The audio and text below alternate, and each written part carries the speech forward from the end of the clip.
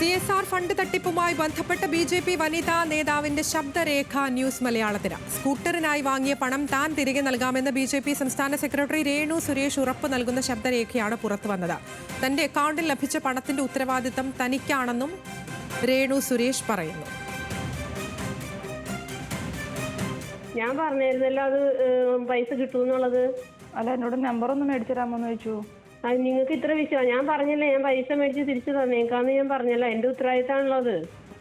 അപ്പൊ ഞാൻ ഒരു കാര്യം എന്നെ ഏൽപ്പിച്ചിട്ട് ഞാനത് അങ്ങനെ എനിക്ക് കൂട്ടിയെത്തിച്ച് ചോദിക്കുന്നത് ഇഷ്ടമല്ലാത്തോണ്ടാണ് ഞാൻ അത് തന്നേക്കാന്ന് പറഞ്ഞു. ഏത് ചേട്ടനാ നമ്പർ ചോദിച്ചേ?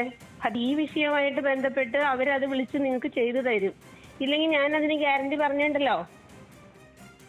ഞാൻ ഉറപ്പ് പറഞ്ഞിട്ടല്ലേ, ഞാൻ എന്റെ അക്കൗണ്ടിലല്ലേ പൈസ കിട്ടിയേക്കണത്. മോളുടെ അക്കൗണ്ടിൽ തന്നെ പൈസ കിട്ടും. 5-ാം തീയതി തന്നെ കിട്ടും.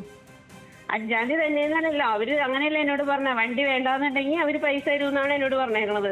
5-ാം തീയതിക്ക്. ആ,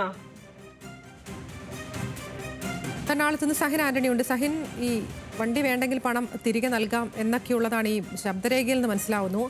യഥാർത്ഥത്തിൽ ഇവർക്ക് എങ്ങനെയാണ് ഇതിനകത്തൊരു പങ്കുണ്ടാവുന്നതിനെ എങ്ങനെയാണ് വിലയിരുത്തുന്നത്?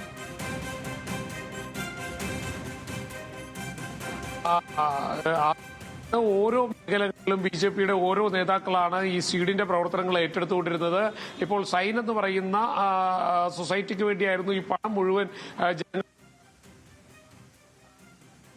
പ്രതിഷേധവുമായി രംഗത്തെത്തിയതും പിന്നീട് പരാതികൾ ഏറെ വരാൻ തുടങ്ങിയതും എൻ രാധാകൃഷ്ണൻ ചെയർമാനായിട്ടുള്ള ഈ സൈൻ എന്ന് പറയുന്ന സംഘടനയ്ക്ക് കൊടുത്ത കാശിനെ കുറിച്ചാണ് ഈ സംസാരിച്ചുകൊണ്ടിരിക്കുന്നത്.